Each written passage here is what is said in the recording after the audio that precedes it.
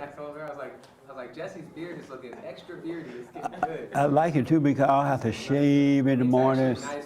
When I shaved this, I felt annoyed the first day. It was all gone. I was like, my face was cold. Oh I yeah. don't like this. I don't like it. I wanted to come back. Well, but you just decided to shave it Well, off? I got a big haircut, and then I was like, since I have less hair, I'm gonna shave my face. I haven't shaved in months. Doug, can you have them to have somebody come on up? Oh. Alex, do you like Jesse's beard? Hey. Look like who? Santa Claus. That's right. That's right. Good morning, welcome to church. Morning. Please silence the cell phones.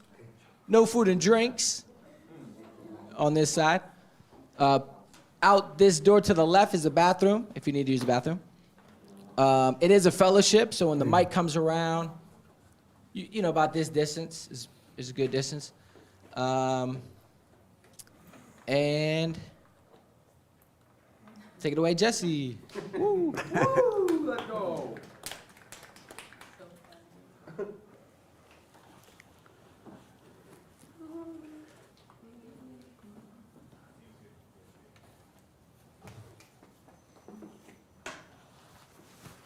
We still have a minute until 11. Wow. See? Logistic time.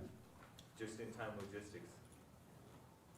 Early and black. That's a good name for a company. Just Have you- Logistics. Have you guys heard that word before? Logistic time? Logistic time? You better trademark that. I'm gonna have hate. Like military times. Anybody work your shipping duties? It means Why that, did you explain that, Jesse? yeah, I'll have hate explain in a minute. Because I just heard this morning.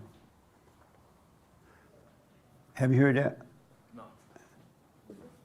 But like sometimes in logistics they use military time. Oh. You know what I mean? What does it mean in the military? You been in the military? 15 seconds. Oh. But you know they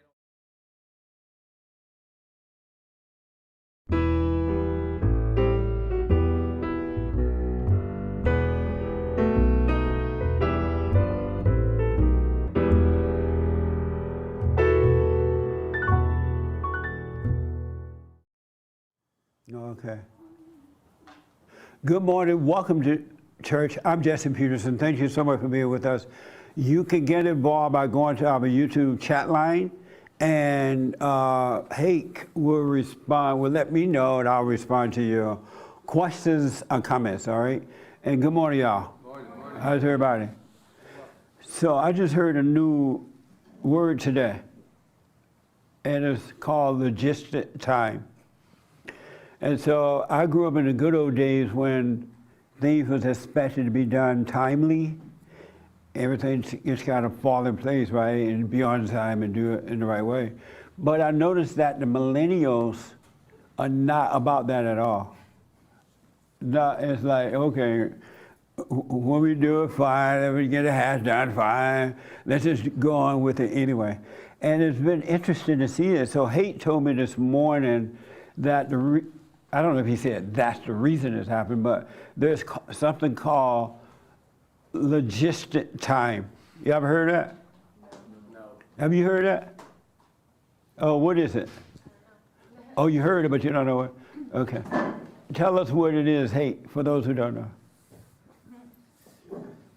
It's actually called just in time. Oh, just in time. I thought Yeah. it was just in time. Just in time logistics. Oh, okay. And the idea. Anybody ever heard that? Just in time logistics? Oh, okay. I heard that with the supply chain problems that we've been having ever since the China virus shutdowns, Right. it's caused problems because people don't keep an inventory, a backup, because they have it so that they get their stuff delivered by the trucks and by the boats and all that stuff just in time. That they, just in time before they run out of stuff. What a hard way to live, huh? And it's more efficient that way. You It's not sort of, efficient that way. sort of, if all things being well, it's efficient and it works, and people can be, I don't know. You notice that that's how, well, I guess I won't say that part. No, don't say that part. But yeah, it's called just in time. And I think it's just in time logistics. I read about it after the virus shutdowns. Our society falling apart. Isn't that amazing? Everything good is being everything evil has been called good. Everything good is evil. Yes. I can explain a little bit more about just in time. Just in You time. heard about that before? Yeah, 100%. Well, look like you're too old to have heard about that. It's actually a very, very, very old concept. Just in time is the assembly line that Ford pioneered. He got that from the pig farmers who made it efficient to cut a pig apart. At work, the parts arrive just in time for me to install on the airplane. It's the most efficient way and the cheapest way to build an airplane. A warehouse Well, full people of don't parts. supposed to be living that way. That's why your clothes are inexpensive, your shoes are inexpensive, your cars are inexpensive. You know, my clothes are inexpensive because I went over there to that little, what do you call that place, that used thrift shop? But the person who bought them at a Amazing. good price because of just in time. And the lockdown is what destroyed all of that, because when everything So you're was saying that stopped. people were living just in time before the Chinese virus? Yes. No. Oh, yeah. That's not true. It's not a Maybe people. they did it with a company, but normal people didn't live that way. This is for companies, manufacturing, all your phones, Well, see, that's a company your thing, but normal cars. people, It's not a people thing. It's a a company thing. product Okay. thing. All right. So any questions about anything? Anybody have a life this week and learn something about yourself? Yes, sir. I just want everyone to give a round of applause to Anthony. First time he's not wore a hat in a decade. Oh, man, we try to be serious. You have anything serious that happened this week? Sorry about that, Anthony. All right, take the mic. We need to move on. How are you doing? I'm all right. Did that meeting last week help you in any way? Yeah, I think I had a lot of new things to look at this last week. Were you helped at all by looking at some of those things? Yeah, sure. You talked to your sister? Every day. Oh, good. Yeah. So did you go and forgive? Not yet. And why not? Because I'm embarking on, and this is, take it or leave it, an excuse or reason, whatever. There's a lot of moving parts, and I'm compartmentalizing on, right now, I'm really focusing on watching my thoughts. That's like, along with other things, that's what I'm choosing to take on in this atmosphere right now, because it's a pretty severe life change, I think, to really be conscious of every thought that comes into your head. Yeah. I mean, really, No, it is. It is. So I don't know. In my experience of life, I feel like my knee-jerk reaction to anything is to go full steam ahead and charge ahead, and I experience burnout, and then there's just things that come with that. And so this week, I just decided to be gentle with myself and focus on observing my thoughts and really saying as a practice, all thoughts are all lies all the time. That's a revelation. That just doesn't I understand that. snap your fingers and then everything is different for the rest of your life. That's a thing where I get caught thinking about something and I'm like, wait a second. And I repeat that out loud over and over again. And it's a really interesting experience to be open to that and to see that and what that's doing to my mind. So rather than just picking, I don't know, I felt like picking up the phone and calling my mom and calling my dad, I felt like I was doing a checklist, and I felt like my heart wasn't in a place to be just taking everything on and be, I really want to be conscious of what I'm doing. Right on. I love So that. that's, yeah. You're I'm not not just- afraid, Right. it needs to be right. And you're not just doing it just because I said do it or that was Right. the problem. you're taking your time and growing into it. That's the way to do it. Which I'm also not opposed to somebody telling me what to do and taking it on. Right. Because I think that's also like if you tell me to do something and I don't want to, that's kind of an indicator to do it. Absolutely. Which I do feel like I'm aware of that. I'm not running from this. I need for my own personal walk. This is how I'm choosing. And I also could change this afternoon. You know what I mean? I'm not glued to anything, but I really am finding the process of watching my thoughts Nice. pretty outstanding. It's amazing to see those thoughts. Huh? It really is, and it's I don't know, and I'm finding myself having less thoughts, Yep. which is also really weird. Because if somebody asks me what I'm thinking about all day, I really can't tell you, you know, I don't know. It's just revelational, is that a word? Yeah. That's amazing. Yeah. Well, take your time, and you're right, don't rush, because a lot of people, they hear and they rush into it, and they just get it intellectually, but nothing changes. Yeah. Then they start just quoting it, but not from the heart, only because it's from the mind. And the intellectual knowledge is evil. You should never hold on to it. It should go into one ear, not the other, and then wisdom will come. But most people hold on to the knowledge, and they feel good about that, and then they go out preaching it, and it's like the Bible thumper, same thing, and nothing changed. Yeah. Their ego feels good, but nothing has changed. Yeah, I mean, I can enjoy my self-righteous indignation pretty quick, you know. What's righteous indignation mean?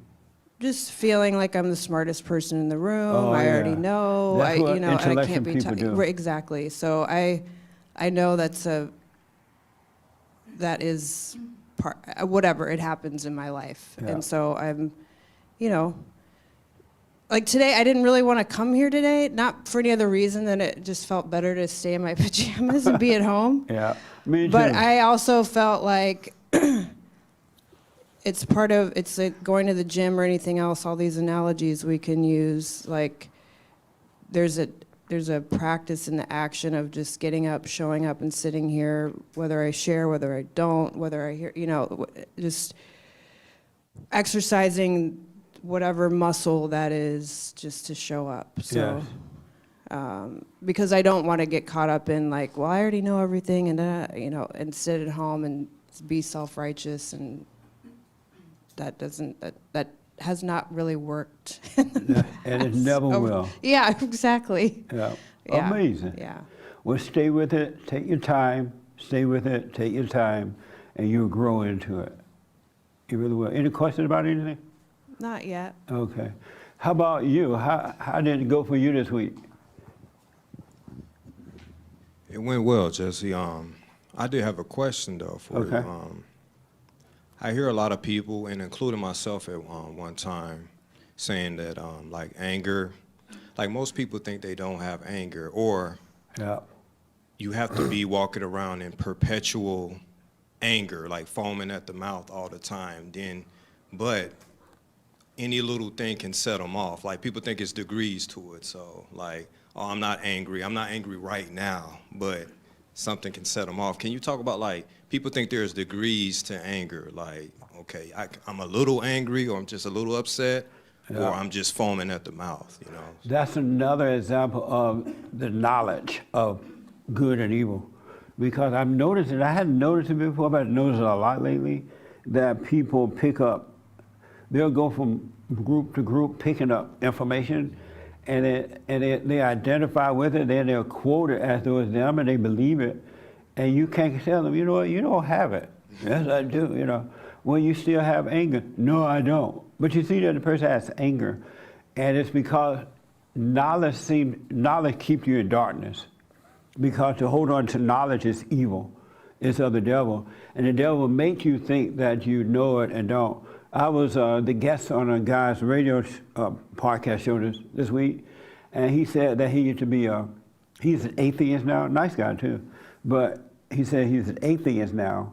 And to my surprise, he used to be a Christian. He said he went to the top, one of the big evangelical church and things like that. And I believe he said he was like a teacher of it, no young people teacher, and now he's an atheist. And I thought that's interesting that religion can turn you into an atheist. And the reason for it, because people don't really see, they don't overcome the intellect. They grab hold of it, and you tell them, let it go, and they'll still hold on to it, because Satan is talking to them about how smart they are. You know what you're talking about. And God forbid that if they go and tell somebody else about it, and that person says, oh, you helped me, it's over. They stuck in that intellect because they take credit for helping somebody else. They think they helped. They had nothing to do with it at all. But they happened to hear about the truth, and they told the truth to a person that really wanted to know the truth, and they'll get so deep into the intellect that you can't tell them. So anger, either you have anger or you don't. You can have a little bit or a lot, and I use it at times. Anger is the spirit, the nature of Satan. It's his nature, so you're living in Satan's nature. And when you see that you're truly wrong for having anger, and you go to forgive, God will take the nature of Satan's spirit, which is his spirit, away from your heart, and he will replace it with his nature, which is nothing but love. No judgment, no fear, no doubt. No matter what happens out there, you never overreact to it. You never get mad about it. You raise your voice, but you won't be mad, right? And so anyone that tells you they have a little bit, or they have this, or they're lying. They're still of their father, the devil. They have not been born again of the heart. And then once you get the light in there, the light destroys the nature of the devil, which is the ego, the vices. And that's why I tell you, don't call yourself your vices. You're not an alcoholic. Stop identifying with that stuff, because life and death is in the power of the tongue. And if you go around to an alcoholic meeting every week, and you stand up, hey, my name is JoJo, and I'm an alcoholic. Yeah, you're gonna stay an alcoholic. And you're gonna say, well, I haven't had anything to drink in a month, in a year. You're still alcoholic because you still had to drink. That's not freedom. You can do things in moderation and still be conscious and be fine. But you gotta stop saying you're these things, because it's like what the young lady was saying about the thought thing. She's now saying, and she's right, that's not my thought. I'm not those feelings. Even though it looked like it's working, because she's saying, I see you, devil, that's not me. And eventually she won't have to say it anymore, because you become the daughter of the Father. It'll just be a natural state to live in. So anyone that has anger, period, is of their father, the devil. Either that spirit's been taken out of you, rebuked from you, or it has not. And there is no in between. You can't serve two gods. And angry people are serving the devil. And God said, don't trust the devil people. They can't be trusted. That makes sense? Either you have that spirit or you don't. It does, because even with me, I'll speak on myself. Like I'll walk around before joking, happy. Yeah. And I don't think I have anger, but one thing will set me off. And then it takes it all away. But I think a lot of people are walking around like that. A whole lot of folks. Even those who sit still and know God, they still have anger. It's just all cover up. And I'm bringing this out because so you can see it in yourself. And once you see it, don't deny what you see. Watch it. Don't do anything about it. Don't condemn yourself. Just watch it. And the light of God will take it away. He really will. But if you deny by running away from it, or playing music, or making a phone call, or whatever, turning on the TV in that moment, you're not going to overcome it. You're just not. Amazing, huh? Thank you, yes. So have you overcome anger yet? I'm not sure, Jesse. Okay. I'm not. I think I'm getting there, but I'm not sure. Right on. Because certain things, I would get triggered by certain things, but I would realize that I'm triggered. I do watch it. Nice. And I have let it subside, like recently, like someone said something, just try to insult me, so to speak, and I wanted to go right back at them, but I just relaxed and let it be. So, and that's overcoming the nature of the devil. Like when they said that you felt like you wanted to go, but you didn't because you were able to see what you were feeling and know that they're not your feeling, then the light of God is destroying, you're dying from the ego. And that's what one of the purposes of the light is, to destroy the darkness. And that's why we shouldn't run away from anything, but let life happen, whether it seems good or bad, whether it's going to embarrass you or somebody try to hurt you. You watch how you're feeling about it, quietly watch it, and go through it. The ego will die. But if you protect it, you're giving life to the nature of the devil. Amazing. Well, that's good. You didn't go off because you could see it, and it's not you. Nice.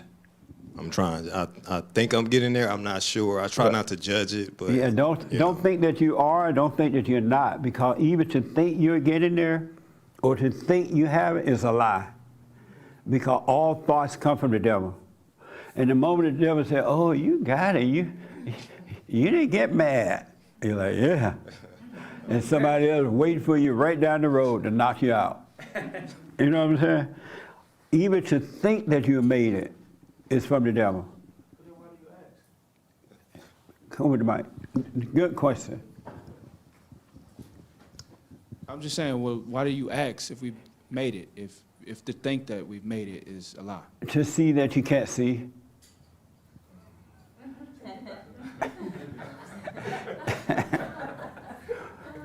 There are words. There are no words in God like that. There are no. God's never going to tell you, "Oh, you made it."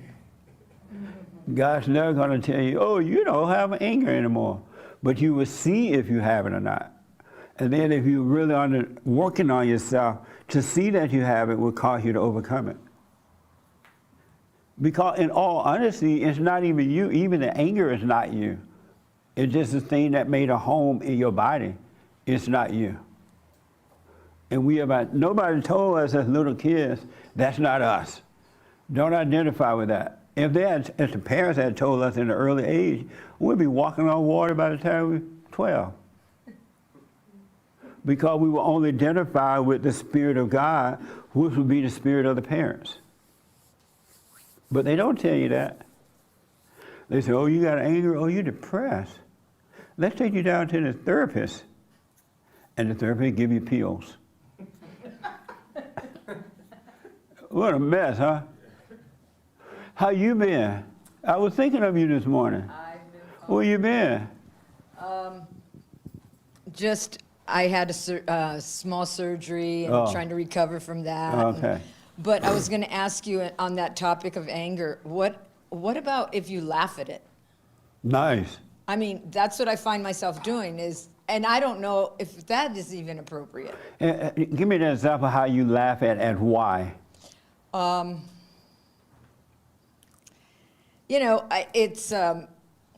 I had the surgery on my eyes because I had some problems seeing properly, and somebody in my office said something to the effect that, something about him trying to get a younger man, and I just laughed. Nice. It's kind of like a waste of oxygen is what I thought, and I laughed. Well, as long as you were not trying to cover up the ego.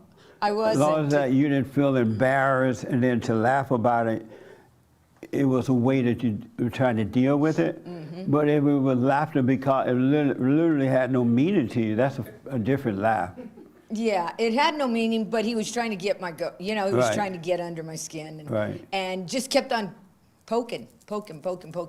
And I just And did you ignored let him him and poke? just laughed. Right on. Yeah, I just laughed and just kind of ignored him and went about my business. Yeah, right on. I never left the room or anything, but he just continued. He wanted to, he wanted me to get upset. Yeah. And That is perfect to just take it. and I just said, have a great day. And then watch how, and while you're taking it, watch how the ego is feeling about it. Do you feel upset? Do you feel embarrassed? Do you feel worried? Do you feel like your reputation is being attacked? Do you feel like other people in the office are laughing at you? Just watch that so that you can overcome that. And that's what it means to, another meaning for overcoming the ego. But if you run from it, rush back to your desk or Didn't even talk about go it. off on the guy or The other or people talk in the to other office people started about it. talking about it, and I just kind of just went about my business. I was Nice. right there, and just felt like, I don't know, seeing things differently. Because normally you would have to leave the office and walk down the road for a while, right? Yeah, because I remember would that. be irate. But now you're taking it. Yes. And it's not you that's taking it. It's not you. The real you don't feel anything about it. The you up here, it's the fake you down here that's feeling something about it, right? Mm-hmm. And that's the thing that has to die. And the world is doing you a favor when they attack you. The devil is doing a favor too when he attacks you in your mind and feeling. If you're working on yourself, you would see that it's not you. Like this young lady said, like, wow, that's not my thought. I had never paid attention to that before. Then you're working on it, and eventually it'll be all done. Well, my coworker said something like, "I just thought you were going to go off on him," and I just said, "It's a waste of my time," you know. It's That's just, right. And she says, "Wow," and that's all she said. She just said, "Wow, I thought you were going to just start chasing him or something." Because that's what she would have done. Well, I and that's just what didn't you even would have put it- done too in your own, if you were not aware. Right. If you were not working on overcoming. So. Isn't that amazing? Yes, it was amazing. Stay with it, stay with it, stay with it, no matter I've had what. some crazy times with it, Yeah. with it. Some very, I can't even explain it. Some roller coaster rides. Can you give me an example of a roller coaster ride? I think I know what you mean, but I'd rather hear you say it. So Well, we're trying to edify one another.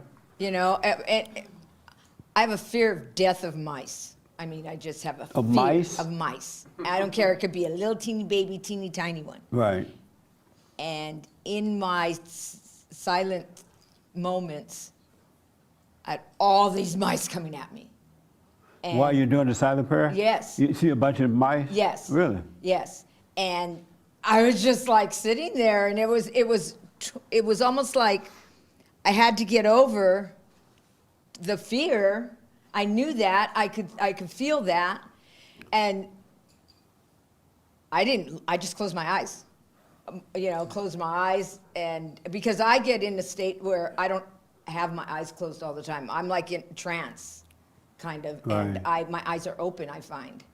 And so then this was a way for me to block that. I just kind of went through it, and just it's been obey. I know one of the last things you said to me was you got to figure out what's triggering that word for you. Yes. Oh, the word obey? Mm-hmm. Oh, yeah, I remember. Yeah. Well, it was brought to me what was triggering that word. What was it? And it was I was raised with 6 men. And so it was my father, my 4 brothers, and my grandfather. So it was them all coming at me, I guess at certain times, because I was youngest. And they were just like, I felt like I was being attacked. Right. And instead of hiding or I just like walked right by. But it's just been a roller coaster ride for me to Nice. go through this. Well, And it's been a good thing. It feels great after. But during, I come out, I mean, when I finally stop, I am sweating from head to toe. nice. I'm just, it's like a workout, a full workout. It's Go bizarre. through it, go through it, go through it. Really. It's When the does ego it dying. stop? And never, ever, ever ask that question of yourself Okay. or anyone, because it's going to be over when it's When over. it's over. And you have to endure, endure, endure, endure until the end, and you'll be fine. Most people can't endure to the end. It's kind of like reading a good mystery. Yeah. I You know what want to mean. go back to it, but you don't know what's going to happen, so you don't know if you want to. So, but I find myself still going back. It's Yeah. I had someone call me up yesterday, and they're like, "Oh, Jesse, I can't do this. it's tough. I can't do this. This is too hard. And they were like, I just can't do this. This doesn't make sense. This is too hard. I realize I can't cry. Right. I can't cry. I Yeah. don't cry anymore. Don't be a baby. You're a grown woman. I know. That's I right. know. I know. But, little things. I'm thinking, Oh, why would I cry? But I don't cry. Now you see why the Christian would prefer to go down to the front of the church, accept Jesus, Yeah. and pay their tithes and pretend they're Christians. They don't want to go through, they can't go through this death. That's why God said only a few will find that straight and narrow path, because the average person ain't gonna go through no death like this. And they rather just have the preacher say, you've been saved. Yeah. You just name Jesus, you saved, all in the name of Jesus. But to tell them to die is a different story. Yeah. And in order to live, you have no other choice but die. You must die. You have once to die and once to live. And there's no, once that ego death is done, that's it, no more dying. Do little kids do this? I mean, do you know, adolescents? Do ever, what? You know, go through the silent prayer and find that they have to, do they ever? I doubt it, because they need their little egos while Yeah. they're growing up. And it's when we become adult, when we start to overcome it. But they use their egos as energy and all Right, kind of stuff, right. right? So it's fine for the kids. That's why you shouldn't impose this on the kids. Now, if the kids say, hey, what's going on? I want to know. That's a different story. Well, But my to try to grandson impose asked me, it on, what's going on? I want to know. and just tell them. I If he did. asks, I told him, and he says, well, next time you go, I want to go. Yeah, if he asks, And I that's a said, different story. You're going to have to go on your own. You have to do things on your own. And I would never have him sit by me or, you know, that's Why not? because it's kind of like my zone. And I don't know. I don't know why not. So you don't want that kid in your zone? Not at that point. Not at that point. No, I'm I glad don't Jesus think they didn't could. feel that way with the kids. I'm sure he didn't. He was like, welcome the kids. Come on down, little kids. Let's talk. Yeah, it's very, and I wondered if any kids ever go through. Yeah, I don't think so. Yeah, I don't think But I don't know, so I don't know. But stay with it. I am. The deaf, and if you knew for sure it wasn't you, if you just knew this is not me, and you knew that the thoughts and feelings were not yours, it would be easier. It would be over with just like that. It really doesn't, it doesn't take long, Right. except for we identify with it as us, so it takes longer Gotcha. because we fight it. We try to Gotcha. resist it. Okay. We don't really want to go through it, but yet we want to go through it. But if we already knew, you know, this is not me going through this, I'm Yeah, going to yeah, relax yeah, yeah. and take it. No matter what happens, it'll be over, just like that. You could walk out of this room free and never have to go through it again. But you're not convinced that it's not you. Thank you. That's I why. needed to hear that, I think. Yeah, that's why. But it's interesting when I hear testimony, and I know how they feel, because when I first started out, no one told me I had to do an ego death. I didn't know that. I just got to some point when I realized that just I had to die from that. And I'm like, what the? Had I known years ago, I would have done it already, I think. But I didn't know I had to go through an ego death. And it wasn't easy. It just wasn't, but I didn't know it. I think had I known what it was, it would have happened faster. Right. And so now when the devil tries to tempt me, it's no big deal. And eventually he's going to get so far away from you because in reality, he has no power at all, zero. He's been defeated. He just roared like a lion, but he's not. He's a liar. He has Yeah. been defeated, but you still believe him when you believe the thoughts. Right. And then he dumped the feeling on you, then you think it's you, but it's not you. So stay with the Go with prayer, it. stay watching, and he's going to really scream at you and yell at you. Been there. And then if that doesn't work, he's going to go and get some of his little demons called depression or anxiety. He's going to like, come on, anxiety, go with me. Or reputation. Come on, reputation, I need you. This lady's being too, act like she got it. Well, And so yeah. reputation, all of them are coming yell like, oh, what would people think about you now? Right.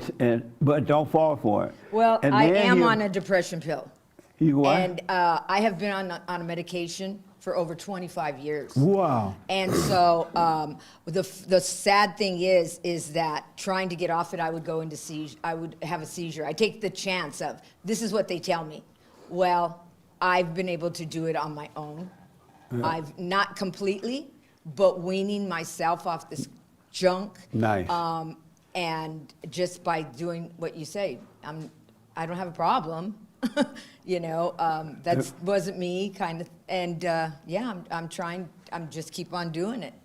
And so I'll I'm not a skip medical days. doctor. I'm not giving you medical advice, but take your time. Yeah. Like this young lady was saying, just one step at a time, and the light will guide you. Yeah. And the light will destroy the darkness. Something I've wanted to do for a long time. Nice. Well, I definitely see a change in you, that's for sure. Thank you. Stay with it. I remember when you first came, you're like, what the? What is this man talking about? I know. Well, stay with it. Thank you. And as I will. far as obedience, I would urge all men not to marry a woman that will not obey him. He should not tolerate that for 1 iota of an ounce, because women need him. But the man got to be right too. You can't have a beta male trying to tell a beta woman what to do. It doesn't work that way. And women can tell when men are beta. And so they ain't gonna want that. There's nothing in him that's making her obey, because she see the devil. You know what I'm saying? But a real man should never, and not a real spiritual man who worked on himself and have overcome that fallen state, he should never tolerate one. When you're dating, if she said, no, I'm not gonna obey, you just get up and leave. All right, bye, I'm glad you told me. Because it's just gonna be hell. It's just gonna be a fight. Well, it's affecting everybody. My changes are affecting everybody in my family. My daughters lives are different. Yeah. It's just a chain. Amazing. It's great. Yes. Amazing. It's amazing. Well, keep it Thank up. you. Thank you. Did I see your hand? Mine? No, I think I saw somebody here. That was mine, but I don't know. Yes, sir. Did I see your hand? Yeah. Okay, go ahead. And I think I saw yours too, right? Yeah. Okay. Did I miss anyone else? Nice singing. Everybody been amazed about your singing. We got to have you do it again. All right? Okay. Yes, sir. I missed it last time, but You were late? I was late. You're Mexican. I was on the new time zone that you Oh, were yeah. talking about, yeah. Yeah, you missed it. So I was Okay. thinking about what this dude said about the degrees of anger, and it made it seem like a spectrum of anger, and you say there's practical thoughts, but is there any practical anger? No. Because anger comes from feelings, right? No, the anger comes from the devil, and the feelings come from the thoughts, which is of the devil. But thoughts come from You the can't devil have too. the thoughts, you can't have the feeling unless you have the anger. And that's why once you overcome the spirit of the anger, then the feelings disappear too. And that way you can't be manipulated in the world by anyone, because they can't make you feel this way or that way or this way or that way, no matter what. And God said, and the world has a grip on us, because from day one they started to hypnotize us and control us, and the world's not going to let go, but you overcome the world, and you'll be in it and not of it, and not acting and thinking like the world anymore. Your mind will be renewed. So there's no, anger is evil. So any point of anger is evil, and you cannot trust an angry person. Okay, yeah, because I hear you get a lot of callers about righteous anger and stuff like that. Those are Bible thumpers. They have no Yeah. idea what they're talking about. Yeah, I just don't know, like, maybe sometimes there's like a split second where you do act organically with anger, No. but, I mean, not that I do that, but Right, no. I've seen people Anger, I want handle you all to know to the depths of my heart that anger is evil. And I've talked to a lot of folks over the years who have anger, and it's been horrible for them. What they've done to themselves, their children, in their relationships, at work, familyship, and all. It's just, there's no good in anger. Anger destroys children, and because the children look up to the parents the way the parents should be looking up to God. And if they're looking at the parents, all they're getting is anger, and then sometimes fake love, which is anger, that's destroying the innocence of the children. You're causing them to be born into hell, right into your hell, because you become like what you hate. and anger is hatred. And unfortunately, this country is pushing anger as good. They tell you, oh, okay, Lord, I got righteous anger. No, you don't. They don't even know what that means. It just sounds good to say I got right. I'm cussing you out, but it's righteous. Right. I'm doing a righteous curse right now. It's like when they Because say the devil no offense, but it's really offensive. I'm sorry? It's like when someone says no offense, Yes. but they're And they meant to do that because their hearts are wicked. Did you have a question? Yes. Okay, go ahead. I wanted to ask you, I mean, it all ties together, but I wanted to ask you if you could kind of tell us your thoughts on where, you know, like this varying degrees of anger, to use the example we're on, to like the connection between this almost intellectualizing, well, is there some good anger, or are there some good these things, and the identity of the anger, right? Because I feel So, like you wouldn't try to justify something without the identity connecting you to it. What's the question for me? I'm sorry. What's the link from your perspective of like the identity and then trying to justify something like varying degrees of anger or varying degrees of thoughts or, like perfect example, the Christian who calls in and says, well, what about my righteous anger? They're identifying with like something Jesus did in the Bible, so they're saying my anger is good now. And I wonder how the intellectualizing of things like different degrees of anger and the identity within, well, this little bit of anger that I have is good because it saved me from this thing, or it helped my brother-in-law from whatever. I'm wondering where the identity and the anger connect and how, no one wants anger, but we all talk about, it's good to have some anger because we identify with it. But there are people who love their anger. Yeah, People they do identify want with anger, it. Yeah. So, but your question for me is what? Where do you think the link between the identity, or what do you think the importance between the identity of, say, the anger and the actual like reality of there is no good anger, but people struggle to get rid of it because they identify with it, it seems. Their whole identity is around their righteous anger like Jesus, or... I'm not quite getting the Okay. just ask, it sounds like you're onto something, I'm but wondering- just ask the question. What is the connection, in your opinion, between the identity and intellectualizing something like anger? What is identity? Not what the? Peanut gallery? Do you understand the question? I don't. You don't understand? Maybe it's for a different time. No, because it seemed like you wanted to ask something, but Yeah, I do. I'm asking it as best I can. I understand. Yeah, I'm Do curious you understand what... the question? You All right, understand? fair enough. All right, well, we need to move on. That's fine with me. Maybe it's a question for Yeah, another if it week. come clearer, Yeah, let me know. that's about as clear as I can But- put it for today, but maybe Mhm. next week. Who knows? No, it may come to you now. If it Yeah. comes later, let me know. I'll raise my hand if it does. Yeah, absolutely. Yes, sir. To put it simply, what the man before me said, he tried to find out if there's a connection between a person identifying anger and a person rationalizing it. And I don't think there's much of a difference at all. It's the same thing. Rationalize and identifying, it's the same thing. Yes, and that's the problem. Huh? Well, Hold on. I'm sorry? Like people identify it first, and then they try to rationalize it after they Right. identify the anger. Yeah, if you don't identify with it, you're not going to rationalize with it. It's only if you think you're right for it. As far as I'm concerned, anger is just the root of all addictions. Amazing. Interesting. How are you?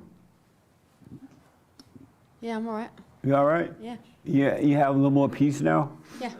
Did you, okay, you've been doing the silent prayer and all that? Yeah. Okay, good. I do miss a day here and there, but I'm sorry? I said I do miss a day here and there, but generally speaking, yes. So you're not doing it every morning, every night? No. You think God was playing when he said, stay with it? No. You know, when God said, pray without ceasing, you thought he was like, you know what? I know, but I'd be saying I'd be lying if I said I did it every day and every Right, I night. don't want you to lie, yeah. I just want to encourage you, the Yeah. devil doesn't take a break.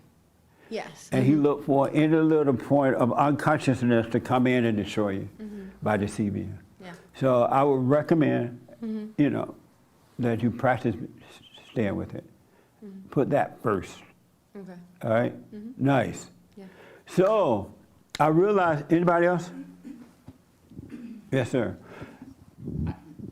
I have a question, and I want feedback from the audience. My son basically said to me and my ex, goes, Dad, you're disappointing. Mom, you're disappointing. And we're both trying to think about it, and he goes, so we both apologize, and he won't accept our apology. He goes, we did the best we could, you know, and goes, you know, it's just, I go, son, you know, you're 20 years old, you know, and it's just like, yeah. Anyway, the thing I'm trying to figure out is, there's 3 words that come into my mind, B-A-R, bitterness, anger, resentment. So he's got that toward... About yourself or him? He's got that toward both Dad and Mom, And so and you're- we're shocked right now that he's brought it out. Like, he's basically said to our face, hey, Dad, you're disappointing. Hey, Mom, you're disappointing. He's actually, first time he's ever confronted Why are you us, shocked by that? because he said it to our face. And why are you shocked by that? Because I just didn't think that, I think he would keep it in his head. I didn't Are you think, glad that he finally said it to your face? it's hurtful. And why? Well, look, I mean, I guess the way I justify it is, I justify it 4 ways. I goes, am I a drug addict? No. No, Am no, I no. alcoholic? Hey, No. Hey, stay with me. Why is it hurtful that your son finally said that to you? Because I did disappoint him. So why would you be hurt by it then? It was the truth. Did you say, you know what, son? That's the truth. I'm sorry. Yeah, basically both of us said it. His mom in so Santa why were you Clarita and hurt here, then me if it in was here. the truth? Sorry, what's that? So why were you hurt if it was the truth? I guess because he's not willing to forgive us. But you're not either. I'm not willing to forgive him? Right. I don't understand that. What, sorry? Why don't you forgive him? Because you understand that you let him down. And that's why he's acting the way he's acting. So I have to forgive my 20-year-old. Yeah, you're like, son, you're right. I'm sorry. I did say that. I said, Oh. I'm right. I'm sorry. I did the best I could. Right? Right. And he goes, no, your best was not good enough. He goes, That's right. but I'm thinking, like, I'm not a drug addict, not alcoholic. Why are I you didn't thinking swear all at that? him. I didn't beat him. But why are you thinking all that? It Because I'm probably would've going, been- all these 4 things I didn't do. And it's like, come But on. listen. Alcoholic, drug addict, Yeah. didn't beat him, didn't What's his first name? swear at word at him. Alex, Yeah. come back. Okay, sorry. Stay present with your feet. Okay. Don't be looking around at the Yeah, you're clouds. right. Because you go unconscious, you just saying all these things. You don't even hear yourself. Okay, sorry. All right. Which is worse, to let your son down spiritually or to be a drug addict and raise your son?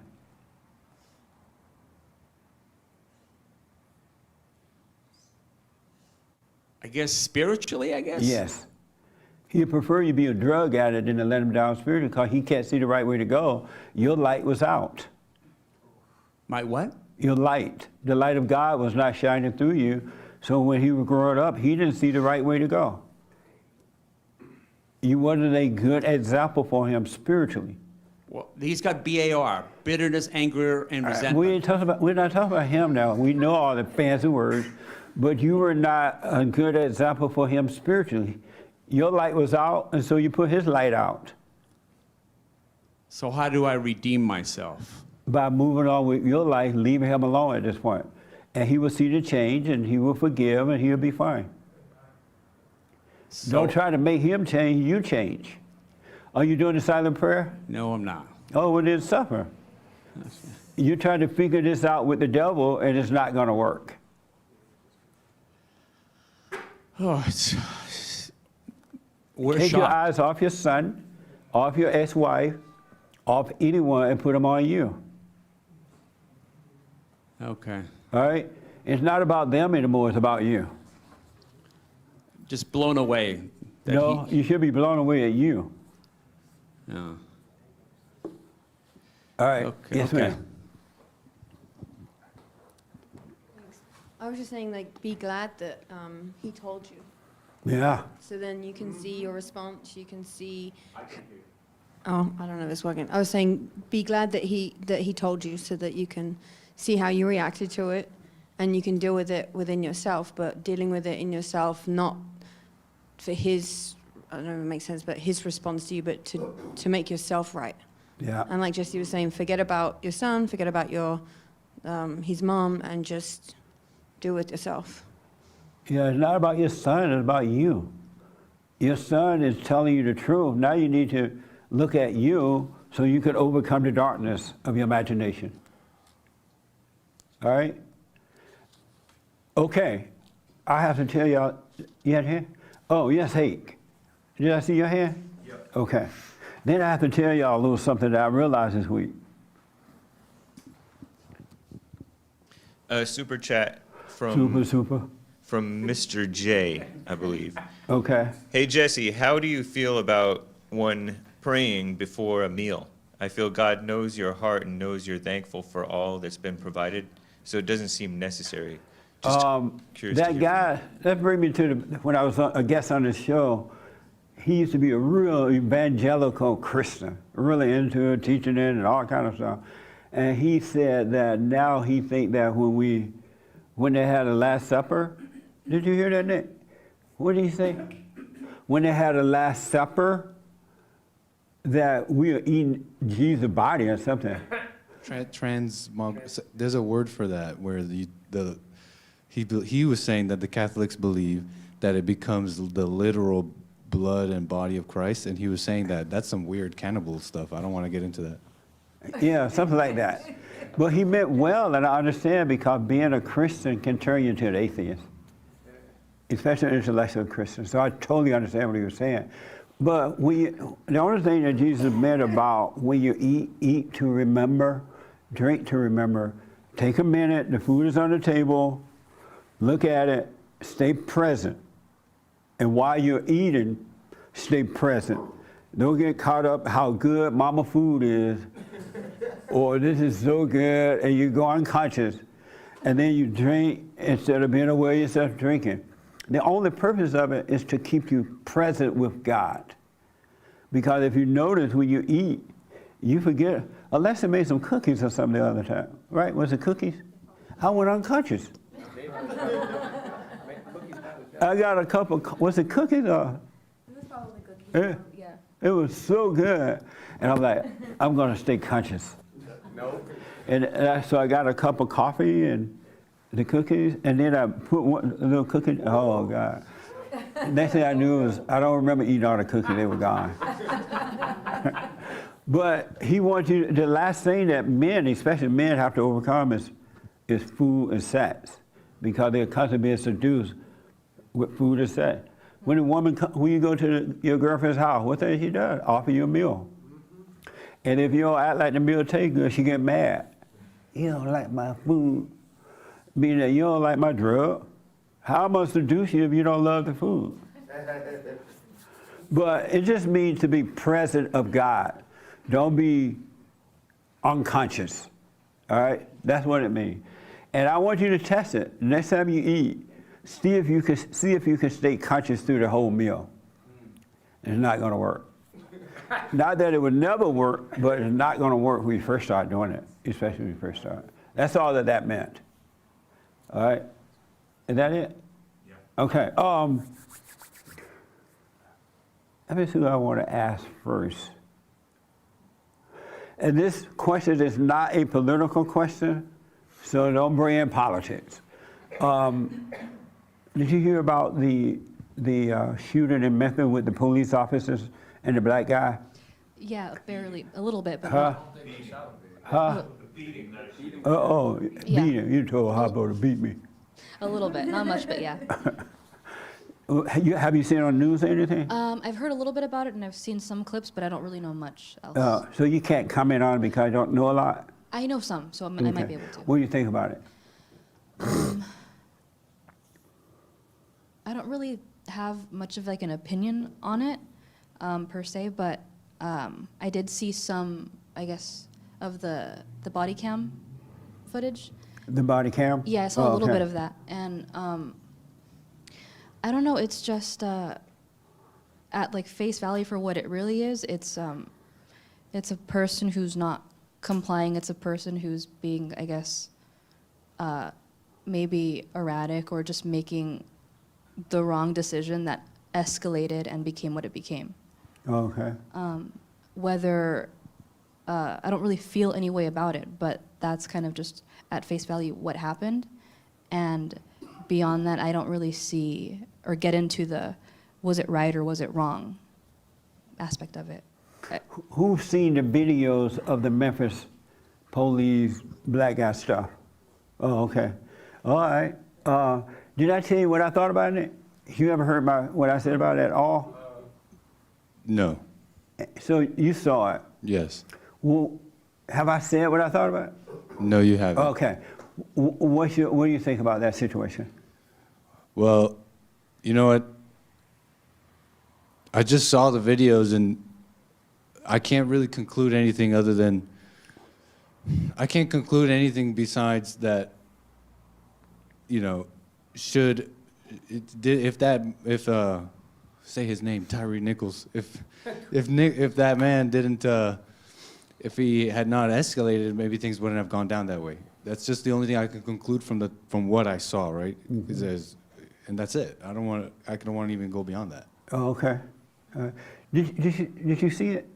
Oh, you didn't see it? Do you know that a black man was hurt by some black police? No. You don't even know about it? What the? You don't have a TV? I don't watch the news. Nice. I watch your news. Oh, the hate news, not the fake news.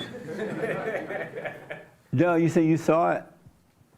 I did. Have I commented on it to you at all? No. Okay. What do you think about it? I think it's kind of interesting that people don't know what to do when somebody of authority tells you what to do. Like when I was little, we learned to, if the police says to stop doing something, stop doing it. If he tells you to, I'll tell you in a minute. Okay. You say you saw it, right? What did you think about it? It was difficult to hear. The boy crying out. However, I don't feel like there's enough information. I mean, I don't know what to think because what happened before the camera started rolling. So based on many of the principles I've actually picked up from you, I've learned I'm practicing keeping my emotions out of events like that. And so I made a concerted effort to do that. And I just feel like for me, I would need to see more information, know what happened leading up to what we ultimately saw. Oh, okay. Did you say you saw it? What did you think about it at the time that you were watching it? Oh, then I'll come back to that. Uh-huh. Well, watching it and speaking on it, I would do that in more of like, you know, I take that stuff in a more legal view. So when I saw it, I thought really the same things I think when I see videos like this, regardless of race or whatever. One, don't break the law. Two, if you get caught breaking the law, listen to the police officers. And I don't care if they're telling you to stand on your head, strip down, just listen. Just listen, comply. You might still get shot, but your best chance if you're breaking the law and you get caught is comply. People might have opinions about that, but that's what I thought about it. And as for what I saw, not just, you know, what I saw past the legal, physical side of it is it just seemed like a lot of people who were just, they were acting, they were reacting, they were behaving, I didn't see a lot of like patience or awareness to the situation from anyone involved. That's easy to say. I'm not the one being, you know, trying to subdue some person. I'm sure it's hard to do that job. I'm sure it's hard to be on such high alert all the time, but I didn't see anyone being considerate of anything outside of what was immediately in front of them, and I couldn't tell you if I think that's good or bad, but Okay. you know, do what the cops say when they stop you, and maybe you're gonna get a better outcome than what happened there. Listen, obey. Funny enough. You said you saw it too? Yeah. And what did you think of it? I just thought. Especially while watching. Hold on, take the mic. I just thought that was the whole situation was a lot of anger and a lot of the devil's actions. I mean, there was just I never saw love in it, and it was just I had to turn it off. So when the cops were kicking and beating the guy, you didn't think they loved him? Oh no, there was never even an approach to communicate, you know. So I just a lot of anger. I thought those men had a lot of anger they needed to, and it didn't matter who that person was or what he did. Okay. That's just my opinion. Was it hard to watch? Very hard to watch as a mom. And why? Because I thought about his mother. Oh, for you some did? reason. Being a mom, thought about his mom. I thought this is somebody's child, you know, and a lot of anger there. I would hate to be the one that these cops come home to. And why was it hard for you to watch it? You said it was hard to watch it too, right? Yes. And why? I felt like my initial thought is that it seemed excessive. Oh, okay. All right. Did you have your hand, Hassan? Yes, okay. sir. You saw the video? Yeah. And what did you think while watching it? I think it was really interesting to see because it was black cops. So the reaction a lot on social media and people, it was like they couldn't use the racism thing. So it was interesting to have to just look at evil, like she was saying, and not have something to blame it on. And for most people, I don't think they wanted to. They just were like, oh, well. Or some people would still say it's You don't think they wanted to what? like it shows that people don't look at the real thing. Oh, I They see. look at, like you say, we cover it up. We cover up the devil with different things. So I think it was interesting to see that element of it to be that. And yes, he shouldn't have resisted arrest and he shouldn't have ran. But I think two people could be wrong. And I think two things can be wrong. And I think, you know, yeah, it was complete overreaction on both sides. Because even the way they pulled him out of the car initially, before he ran, just seemed overly, it was like, I don't know why that was. Now, we don't know. You never been pulled out of a car like that? I have, but I deserved it. Oh, I didn't know that. What the? But, yeah, so I think both, it was a good example of both maybe parties, you know, looking at two wrongs. Yeah. All right, I want to move a little fast. What were you saying about it, Nada? Basically, we learned as kids to, you know, the cops pull you over, do what they say. And I know for a fact that that works because all the little dumb things I've done in my life. But that's easy for you to say. You look white. No. They thought you were a white guy. I've had cops pull guns on me. I've had cops do interesting things. And when I was younger, my little mouth was smart. And there's a couple times where I got what I deserved, right? My point is that I've also, on the other hand, been totally illegal with stuff. And, oh, yes, sir, you know what? I didn't even see that. Oh, and it worked perfectly. It worked out just right. So I don't, you know, one thing I learned in my life is that the cops know more about what's going on than you know they know. And I know that because I went through some stuff and learned it the hard way, unfortunately. The thing about it is, though, they could also, you could also fit the description of somebody. And they can pull you over because you fit the description, same truck, same style truck, same whatever. You look similar, and they can pull you over for those reasons. If you just do what they say, you'll be, in most cases, fine. Okay. So I didn't really, since I know that, because I've kind of lived through some of that, I kind of know that what they're doing. One thing I did find out about that though is that this was a special. Those police officers were in a special unit to deal with a high crime area. And if that's true, then it's a little bit. Things are already elevated right there, right? Especially in Memphis. And another thing I found out, and if this part's true, it really kind of explains it all. They had to drop like the test for getting to become a police officer. So the test is like, I mean, anybody can pass it. And when you do that, corruption goes up, and you're just dealing with thugs against thugs, and that's an interesting point. Yeah. So, Rochelle, have you ever been stopped by the cop?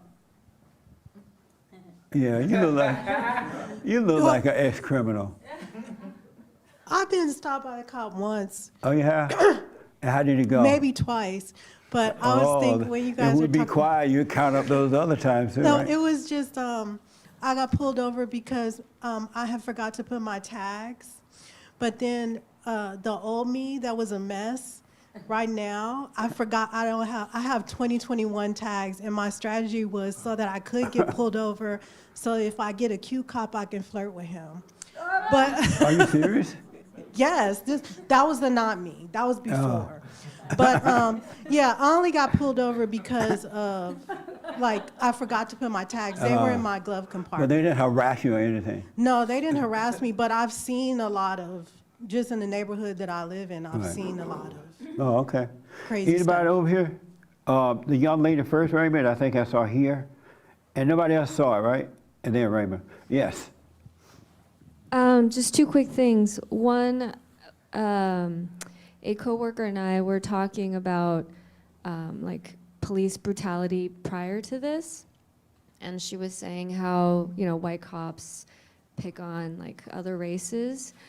And I had said to her, well, we should have a police force of all non-white cops. Let's see what happens. And so to see this whole obviously very unfortunate situation play out before us, I think it just shows that it's just hate, it's just evil. And watching, I did see clips of what happened. I couldn't watch the whole thing, but it just seems like the mob, there was no one that stepped in and said hey, he's down, we have him, we don't need to escalate it. And then some of the clips of what they were saying after the fact, what the cops were saying after the fact, oh, he was reaching for my gun, or I mean, it's just a horrific One thing, situation. didn't he call for mama? He needed beating. If he up there, a grown man asking for mama. Mama! Didn't George Floyd call for mama too? What now?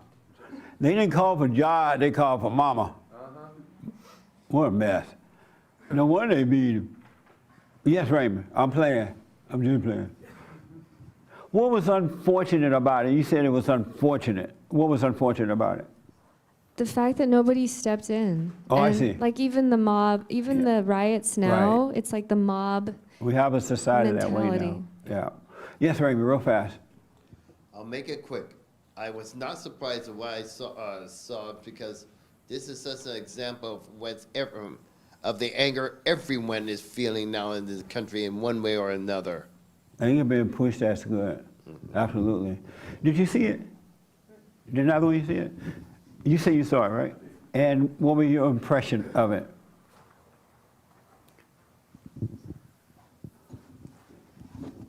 It was really two things with me. First thing, it seemed kind of contrived or orchestrated. I'm just. You mean the whole act itself? In some sense, yes. What do you mean by the same contrived way, or orchestrated? What does that mean? Just like you said, he was calling out for mama or whatever. It just seemed, I don't know. I have no proof of this at all. This is just what I, Right. they're trying to, incite some, I see. riots or protesting. It seemed a little too arranged. But with all that being said, the second thing I thought about was I mean, I'm not from Memphis or whatever, but I grew up in environments similar to, Memphis. Memphis It's is a lot- dangerous area, and it's been that Yes. way for a long time. Yes, and I know quite a few people that are from just a area where it's a lot of black folks. Yeah. And man, it's a lot of anger. When I saw the young man or whatever, Tyre or whatever, I assumed he's from a single mother home. I'm pretty sure he wasn't raised by. Yeah, I think I saw that he had a stepfather. This woman married to somebody. I don't know when that happened or if that's true or not, but Absolutely. I think she has a. And so he's not used to complying with authority, especially male authority. But those cops were just as bad. A lot of anger. It was like just a gang beating, like really, to be honest with you. Would you rather get stopped by 4 white cops or 4 black cops? Man, I would say probably white cops, to be honest I'm with sorry? you. White cops. And why? They seem to be a little more logical and level-headed for the most part. Okay. When black men deal with other black men, it's a lot of ego, and a lot of anger. When they're not doing the fake love stuff, when they're not, hey, so. Interesting. Yeah. Let me ask just one other black man that question. Would you rather be stopped by 4 black cops or 4 white cops? No cops. No, but let's say they are chasing you, and you look in the mirror and you hear the light going off, and you see that it's 4 black cops. Would you, if you had a choice, would you tell them to go back and send some white ones, or would you take the black ones? It depends on what I did, but I would say probably white. And why? Because what I've found in my life, dealing with police officers, I always had great sort of like relationship with officers. Right on. And I teach my children to respect officers as well, because instead of seeing them as a threat, you see them as a friend and a help. That changes your relationship, your dynamic. Because I grew up in a real crazy neighborhood. And so everybody around me saw the police as a threat. And so in order to change my mind, I had to look at them differently and see that they were actually trying to help the communities. Now, there's going to be evil people in all shapes and forms, including the police officers. But you definitely want to change the way you look at officers and appreciate what they do. Oh, okay. Oh, white. Yeah, white people seem So to you be on prefer, average. if you had a choice, you prefer to look in the mirror and see as 4 white cops rather than 4 black ones? Yeah, because Oh, okay. because what's going to happen when they see me as a black man and they see that I respect them, then they're going to be like, oh, okay, this is a different black. Wow. What let me, okay, thank you.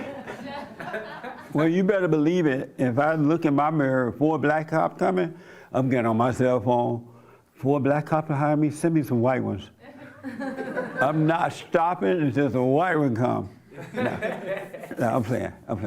But the reason I ask this is because I want to give you an example of the devil at work, so that you will watch your thoughts even more so. So I intentionally watched the video. Even my producer pulled it up for us too, but I watched it and I wanted to see what the devil would tell me about what was happening. And so I'm watching this video and paying attention to the thoughts, and the devil said, oh, look at that, that's awful. Those 4 black guys, they beating on that guy, and look at him. And, oh, that's awful, I feel so bad. I can't believe it, right? And all kinds of things he was telling me. And I'm like, that's interesting, because the devil doesn't know the truth about that situation.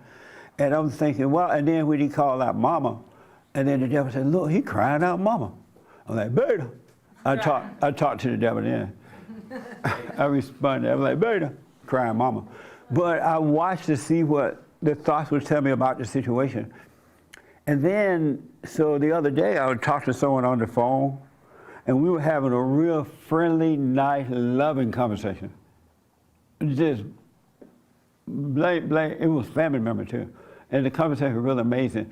And so we were about to hang up, and at the end of just before we said goodbye, they asked me, well, let me ask you something. What did you think about that cop situation down in Memphis? What did you think about that?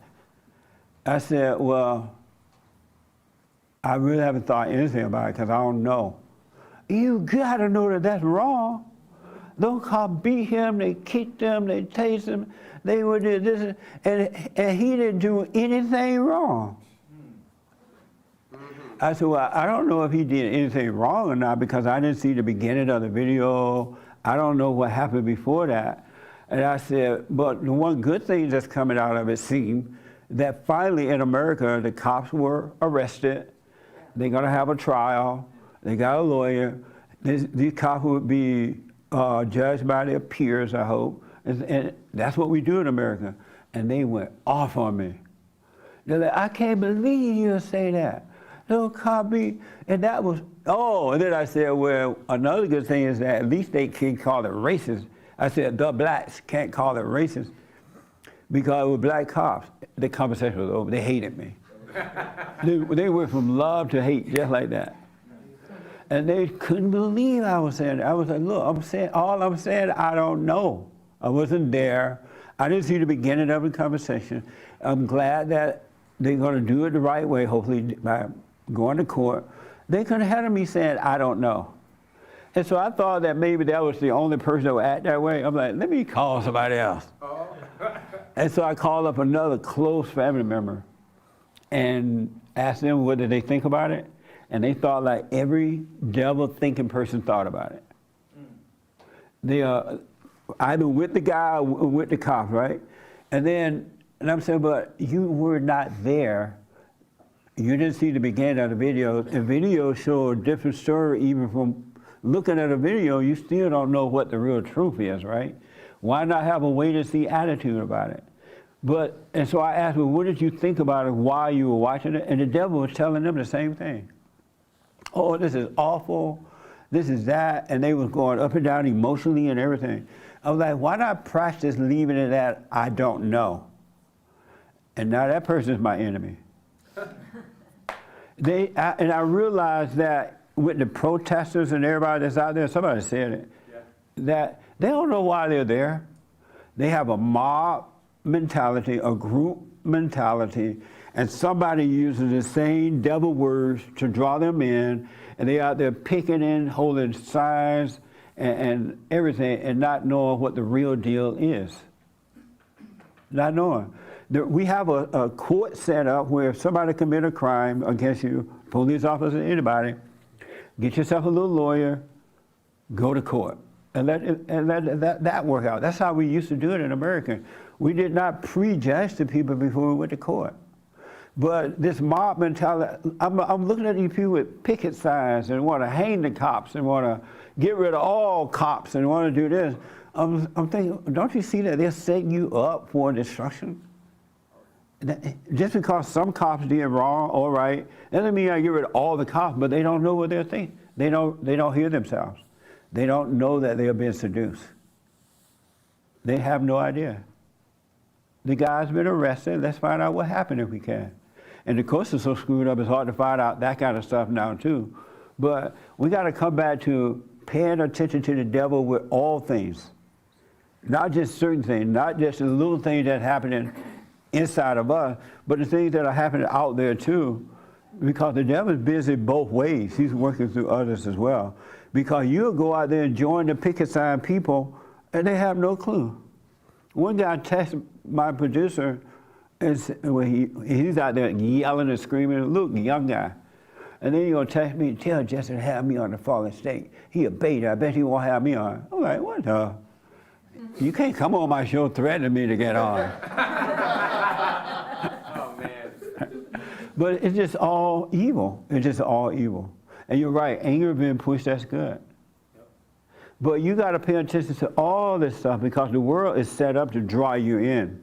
And especially with the mob crowd. I bet you can't, half of those people out there with the signs and these experts on TVs, and they can't tell you the truth about that story. They weren't there.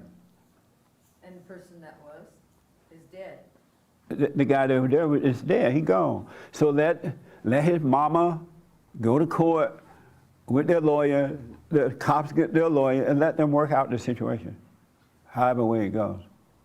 Does that make sense? Am I wrong? Yes, ma'am. Oh, then I'll come back to you there. I haven't seen the clips. I was just saying, did the guy end up dying? Yeah, he did. From what though? Like from just being beaten, or? He died in the hospital, according to the report. But I only bring this up to show you how the devil works the mind. So it's like when you eat and drink, when you're watching situations, when you whatever, watch the devil try to pull you in with lie, and you'll believe it, and you'll start saying it as though you were there, as though you know it to be true. Same thing with rumors or anything else. The devil set you up. God wants you to be conscious. Yes, sir. And then I want to make one other statement, and we're going to be winding down. Yes. Just to add to what you said, I would go as far as to say that Antifa and Black Lives Matter and any of those people protesting don't care, because those five were arrested within a week. So isn't that like the justice they were talking about?